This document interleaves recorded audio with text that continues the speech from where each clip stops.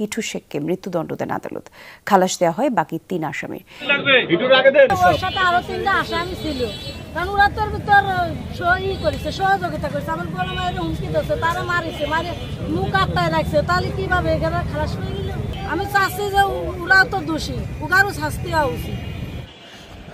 তোমার আব্বা কি ওই দিন ছিল আসলে? না, ওই দিন সে বাড়িতে ছিল না কেউ, কিন্তু নির্দোষ ব্যক্তিরে ফাঁসি দেশের কি আইন? তারেক জিয়ার কোনো মা বাবা এমন কেউ নেই, আমাকে এতিম করে দিল। নয়নেরও কেউ নেই, আমাকে এতিম করলে আল্লাহের জন্য বিচার করে। নির্দোষে ফাঁসি দিয়ে দোষীরা কোলের মধ্যে নিয়ে ওরা ঘুরে বেড়াচ্ছে। আস্তে আস্তে ভাই, আস্তে আস্তে আস্তে আস্তে, জি আস্তে আস্তে। 6 জন, 3 জন, 4 জন। বস মোবাইলটা আস্তে আস্তে।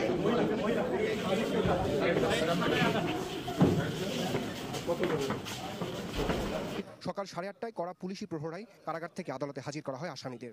9:30টায় শুরু হয় রায় ঘোষণা। সংক্ষিপ্ত সময় রায় ঘোষণা করেন মাগুরা নারী ও শিশু নির্যাতন দমন ট্রাইব্যুনালের বিচারক। প্রধান আসামিকে মৃত্যুদণ্ড দেয়ায় প্রসিকিউশনের দাবি অনুযায়ী, এভিডেন্স অন রেকর্ড অনুযায়ী রাষ্ট্রপক্ষ থেকে আমরা সেটাকে সন্তুষ্ট হয়েছি। হিটু শেখের শাস্তি সর্বোচ্চ হয়েছে, কিন্তু তার মা কি বলছে যে এটা নাকি সঠিক হয়নি। তার মেয়েও কান্না করে বলছে আপিল করবে হাইকোর্টে। রীতিমতো চাঞ্চল্যক অবস্থা সৃষ্টি হয়েছে। হিটুর মেয়ে এবং মা এবং স্ত্রী কি বলছে? ওর সাথে আরো 3টা আসামি ছিল, কারণ ওরা তোর ভিতর সহযোগিতা করেছে। আমার বড় মায়ের হুমকি দিচ্ছে, তারা মারিছে, মারে মুখ আটকায় রাখছে। তাহলে কিভাবে এখানে খালাস হয়ে গেল? আমি চাচ্ছি যে ওরাও তো দোষী, ওরাও শাস্তি হওয়া উচিত। আচ্ছা, আপনারা যে বলছিলেন বা আপনার মেয়ে যে বলছিল ঘটনাটা ঘটছে রাতে, এটা আসলে কেন বলছিলেন? ওরা তো মারিছে আগে। ঘটনাটা কখন ঘটছে? ও তোর মারিছে আগে, মারেই তো ওরা বেহুশ করে দিয়ে দিছে। সেটা কখন, কয়টা? মানে সেটা কি রাতে না পরের দিন সকালে? সকালে মূলত তো দেখেই না, কিন্তু ওরাই তো উলট পালট করছিল, প্রচার করেছে। আমি রায় নিয়ে কথা বলতেছি, কারণ আমার ধরুন আমি খুশি হইনি, কারণ আমার একটা বলতে 2টে মেয়ে নষ্ট করছে ওরা। কারণ ওই সহযোগিতা মূলত ওর বেশি উচিত ছিল, কারণ ওর বউ, ওর শালি, ওর তো দায়িত্ব ছিল, কারণ ওই তো নিজেই ছাড়িয়ে দিচ্ছে। তাহলে ওরা আমরা খুশি হলাম কিভাবে? আমি হাইকোর্টের কাছে আবেদন করতেছি যাতে ওর শাস্তি হয়, মূলত বেশিরভাগ সজীবী। ফৌজদারি কার্যবিধি 340 ধারার বিধান অনুযায়ী আসামি তাকে ডিফেন্ড করতে পারে। বিজ্ঞ বিচারিক আদালত এই আসামিদেরকে বিচারকালীন সময়ে বলেছিলেন যে আপনারা কোনো আইনজীবী নিয়োগ করতে চান কি না। সেই মুহূর্তে আসামিরা বলেছিলেন যে তারা এর কোনো সদুত্তর দেন নাই, অর্থাৎ তারা কোনো বিজ্ঞ আইনজীবী দিতে চান নাই। কিন্তু রাষ্ট্র তার দায়িত্ব পালন করেছে। আইনের বিধান অনুযায়ী রাষ্ট্র ডিফেন্সের লয়ার দিয়েছে এবং এই আসামিদেরকে প্রতিনিধিত্বকারী বিজ্ঞ আইনজীবী তিনি সাক্ষীদেরকে পূর্ণাঙ্গ জেরা করেছেন এবং জেরার মাধ্যমে কন্ট্রাডিকশন বা ডিসক্রিপেন্সি যাই বলি না কেন সেটা নেওয়ার চেষ্টা করেছেন। সুতরাং আসামিরা প্রপারলি ডিফেন্ডেড হয়েছে এবং তাদের পক্ষে বিজ্ঞ আইনজীবী ইতিমধ্যে রায় প্রদানের পূর্বে যথানিয়মে আর্গুমেন্টও করেছে।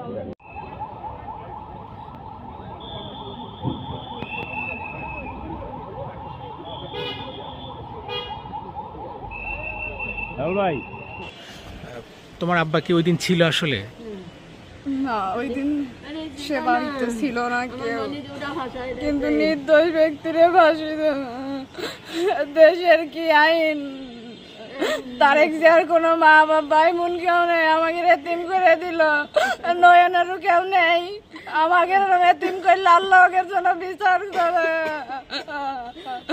নির্দোষে ফাঁসি দিয়ে দোষীরা কোলের মধ্যে নিয়ে ওরা ঘুরে বেড়াচ্ছে। আমাকে সব শেষ করে দেবে। তোমরা তো অবশ্যই, আপনারা তো আপিল করবেন, আপিল তো করবেন, এই রায়ের বিরুদ্ধে আপিল করবেন? আমি তো করবো, আমার জীবন গেল, আমি করবো। বাকি 3 জনের খালাস হয়েছে, আপনার কি মনে হয় ওটা ওটা ঠিক ঠিক বিচার হয়েছে, তাই তো? মা এবং 2 ভাইয়ের আমার আব্বা নির্দোষ, ষড়যন্ত্র করে 3 জনের ছেড়ে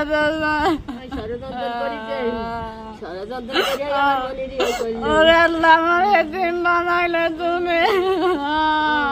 না, আপিল তো করতে পারবেন, আমার কেমনে আপিল করতে পারবেন। আল্লাহ তুমি এইসব মানুষের বিচার করো, আমাকে ক্ষমতাও নেই কিছুই।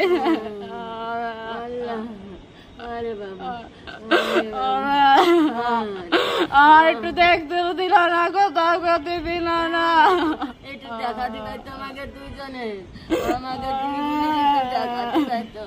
একটু দেখাইলো না। দেখা করতে পারবেন, কারাগারে গিয়ে দেখা করতে পারবেন দাদি, কারাগারে দেখা করতে পারবেন, একটু দেখতে দিল না, কারাগারে দেখা করতে পারবেন। আর আপনারা তো আপিল করছেনই। আমার তো মা ছিল না, মা। সকাল 8:30টায় কড়া পুলিশি প্রহরায় কারাগার থেকে আদালতে হাজির করা হয় আসামিদের। 9:30টায় শুরু হয় রায় ঘোষণা। সংক্ষিপ্ত সময় রায় ঘোষণা করেন মাগুরা নারী ও শিশু নির্যাতন দমন ট্রাইব্যুনালের বিচারক। প্রধান আসামিকে মৃত্যুদণ্ড দেয়ায় প্রসিকিউশনের দাবি অনুযায়ী, এভিডেন্স অন রেকর্ড অনুযায়ী রাষ্ট্রপক্ষ থেকে আমরা সেটাকে সন্তুষ্ট হয়েছি। আদেশ পর্যালোচনা করে খালাসপ্রাপ্ত 3 জনের বিষয়ে আপিলের কথা জানান রাষ্ট্রপক্ষ। তুলে ধরেন আদালতের পর্যবেক্ষণ। যে আসামিদেরকে তিনি অ্যাকুইট বা খালাস করেছেন সেটি রায় পর্যালোচনা করে সংশ্লিষ্ট কর্তৃপক্ষের সাথে আলোচনার ভিত্তিতে তাদের ইনস্ট্রাকশনস অনুযায়ী পরবর্তীতে আপিল দায়ের প্রয়োজনে আপিল দায়ের করা হবে। রায় ঘোষণার সময় আদালতে উপস্থিত ছিলেন আসিয়ার মা। মামলা থেকে 3 জন খালাস পাওয়ায় ক্ষোভ জানান তিনি।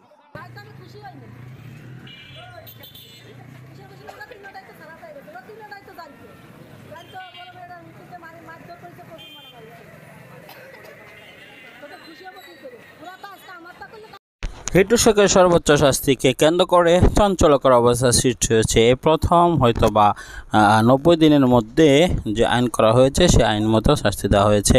প্রিয় দর্শক, এটা কি তড়াহুড়ি করে ভুল করেছে কেউ, এমনটি মনে হচ্ছে? না, আমাদের মনে হচ্ছে না।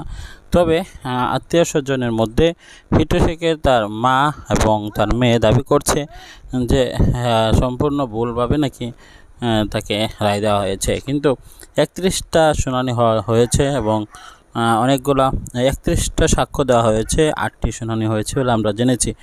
এর মধ্যে থেকে প্রমাণিত হয়েছে, এরপরে কিন্তু তাকে শাস্তি দেওয়া হয়েছে এবং হিটু কিন্তু সেটা স্বাভাবিকভাবে মেনে নিয়েছে, কেননা সেটা কিন্তু উপায় ছিল না মেনে, এজন্য সেও কিন্তু কোনো কথা বলেনি। প্রিয় দর্শক, সর্বোপরি আপনাদের অভিমতটি অবশ্যই কমেন্ট বক্সে জানাবেন। পরবর্তী সকল আপডেট সর্বদাই পাওয়ার জন্য চ্যানেলটিকে সাবস্ক্রাইব করে পাশে থাকা বেল বাটনটি অন করে দেবেন। আজকের মতো বিদায় নিচ্ছি, দেখা হবে পরবর্তী ভিডিওতে। ভালো থাকুন, সুস্থ থাকুন। আসসালামু আলাইকুম ওয়া রাহমাতুল্লাহ।